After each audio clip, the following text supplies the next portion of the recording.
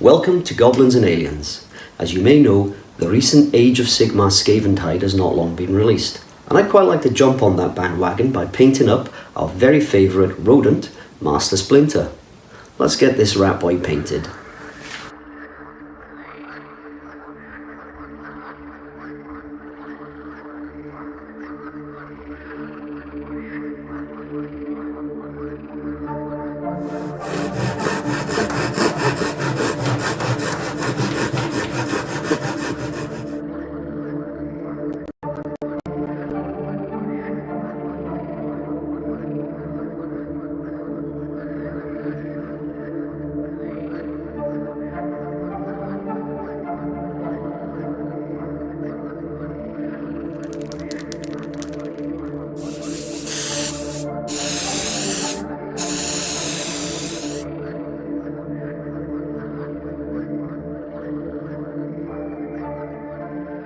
Before I paint this model, I would just like to point out that I have converted it ever so slightly. It was my first attempt at doing this, and as nervous as I was, I'm very happy with the result. So my advice to you, if you want to convert a model, just do it.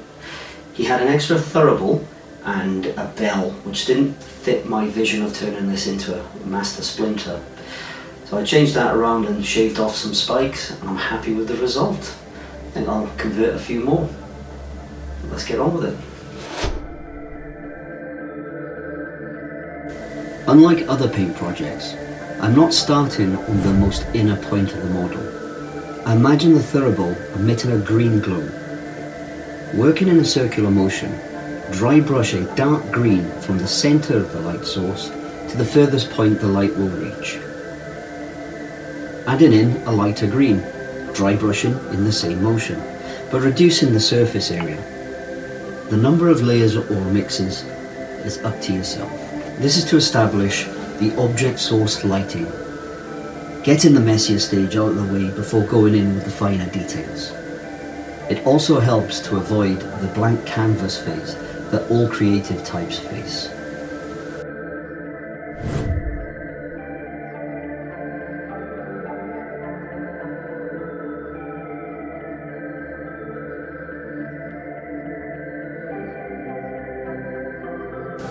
Using a progressively brighter tones of brown, mixing them between each other, I layer up and create textures and lay the foundation of the highlights.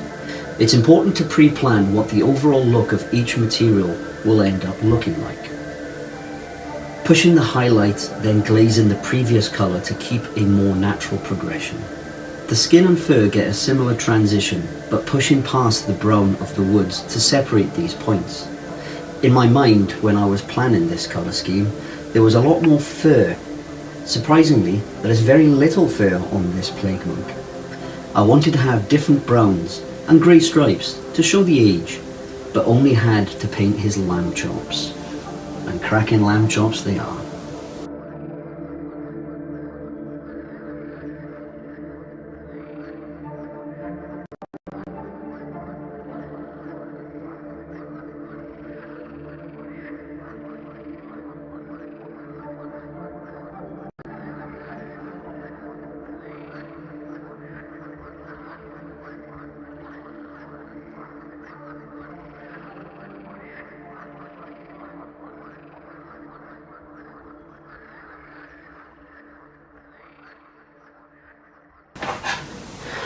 Just a quick note, I've decided to change direction ever so slightly. Where I had originally had the object source light in here, I envisioned the ground bouncing up a lot of light, but then that left me with way too much green and didn't give me enough surface area for the mauve robes. So I've decided to push back up. The reason I'm saying this is that it is only paint. You can change directions anytime you want, and it's good practice to do so, and don't feel guilty in doing it. One of the things I used to view was you start it so finish, but with that done, it's time to move on. A beginner friendly smoke effect, and one that I use to this day, is to dry brush in the same circular motion as earlier from a dark grey to a slightly lighter grey, decreasing the surface area. This will give you a tabletop standard and can be a part of your speed paint arsenal.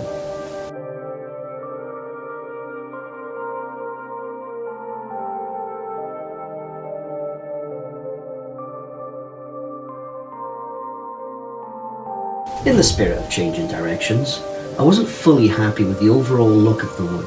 It wasn't standing out enough. Adding orange to the brown dramatically boosts the warmth and gives it a shot of vibrancy. Same as the first paint of wood, I push the brightness fully up, then glaze over with the mid-tone to blend it in.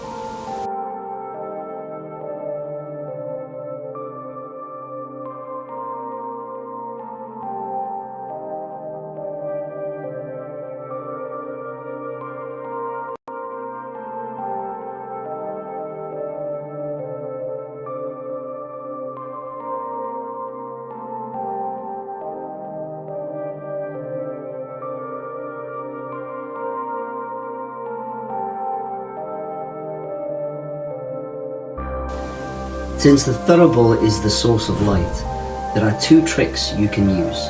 Firstly, adding your brightest green with a spot of white into the openings. Don't worry if you get some on the outer rim, this will be dealt with in the next step. It may take a few passes at this to create the desired effect. Treating the Thurible as being made of cast iron, it wouldn't allow light to pass through the material. For this reason, I paint the sphere black, glaze in a slight green around the openings to show the light exiting. Now I could leave it at this stage, call it tabletop ready, paint up the base, some metallic paint for the sword, but I'd like to push it that little bit extra.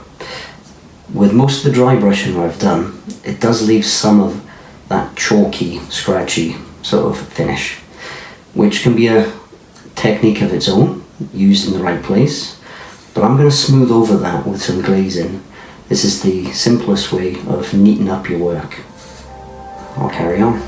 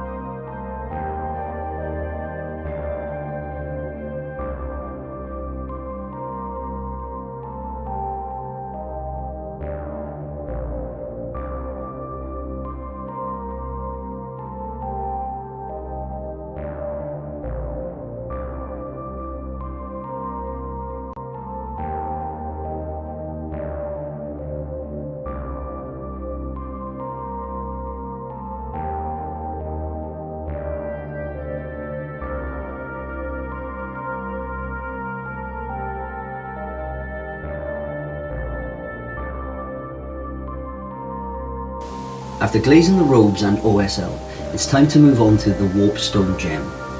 The key to this, and any other gem, is to understand that the light travels through the surface and appears at seemingly random points, mostly towards the bottom of the shape. With this in mind, I glaze the brighter green downwards and a darker green upwards. A delicate edge highlight of the brightest colour can sell the effect. It's simple yet effective.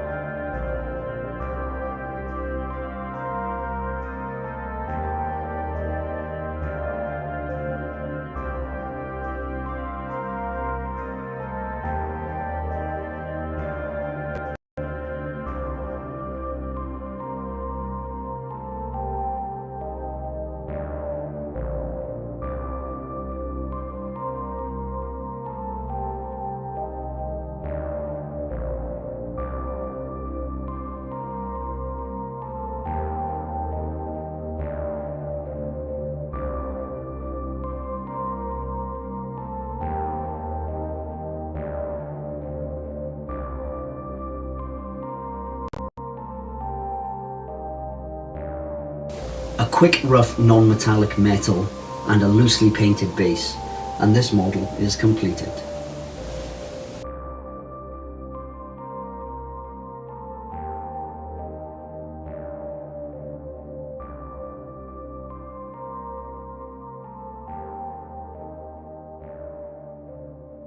And that's me finished.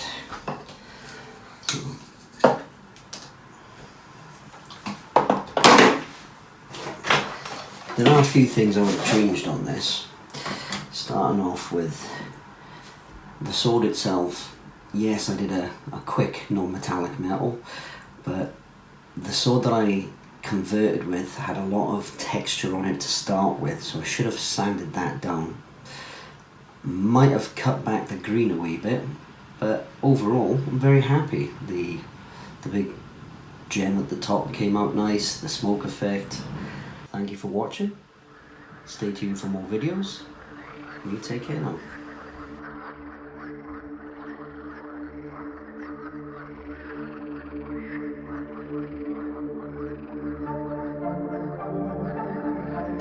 Please consider checking out my last video.